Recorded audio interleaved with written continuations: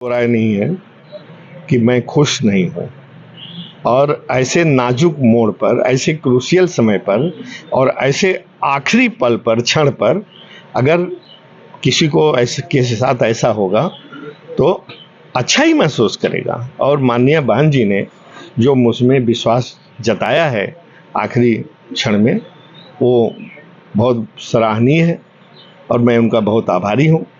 और आगे जौनपुर की जनता के साथ कमर कसकर हमेशा खड़ा रहूंगा। अगला कदम आपका क्या होगा? अभी आज क्या करने वाले हैं? किस तरीके से एक नामांकन, क्या प्रक्रिया करने वाले हैं? जो नामांकन में होता है, अभी संभवतः 1 बजे के पहले मेरा वो सिंबल आ जाएगा। 1 बजे का टाइम रखा है, आसपास थोड़ा मोड़ी देर भी हो सकती है। हम बहुत साधारण ढंग से जाएंगे।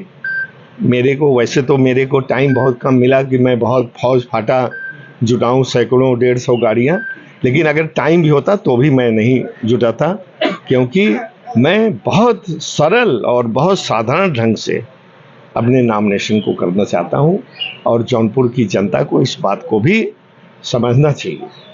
सांसद जी, आप वर्तमान में सांसद थे, फिर आपका टिकट काट करके उन्होंने श्रीकला को दे दिया, क्या कारण रहा होगा? नहीं, मेरा टिकट, इसके पीछे एक बैकग्राउंड है। मैं खुद चुनाव लड़ने का इच्छुक नहीं था। आप लोगों ने अभी कुछ महीने पहले मेरा प्रेस कॉन्फ्रेंस किया था और मैंने खुलेआम सरेआम डिक्लेयर किया था कि मैं अगला चुनाव नहीं लड़ूंगा, बशर्ते कि यदि कोई आदमी मुझ पर भरोसा इतना जताए कि जोर देकर कहे कि चुनाव लड़ना है। बीच में कहीं कुछ किसी ने भरोसा दिया था, लेकिन वो भरोसे पर मैं तैयार भी हो गया था मन ही मन, और काफी अंदरूनी तैयारी भी की थी, लेकिन वो भरोसा मेरा टूट गया। क्या घटनाक्रम हुआ जो आपको एकाएक टिकट मिल गया? कैसे हुआ ये सब और क्या करते ये घटनाक्रम जानना। नहीं, घटनाक्रम की जहां तक बात है, कोई घटनाक्रम नहीं हुआ। अगर आप मुझे विश्वास करते हैं, हर बात मैं सही बोलता हूं। मैंने कहीं किसी को सिफारिश नहीं की कि मुझे टिकट दिया जाए। आप इस पर विश्वास करें या न करें, मैं आज सुबह बाहर निकलने वाला था, बल्कि वरुणा से मेरा रिजर्वेशन था। सुबह चला जाता मैं और लखनऊ से फिर मैं चला जाता बाहर बॉम्बे। लखनऊ में कुछ काम था, लेकिन रात को मैं इसलिए जल्दी सो गया था कि 5 बजे उठ करके ट्रेन पकड़ूं। तो मुझे रात को माननीय बहन जी का टेलीफोन आया कि तुम्हें चुनाव लड़ाना चाहती हूं, तैयार हो? हमने कहा अगर आपका आदेश है तो मैं एकदम तैयार हूं।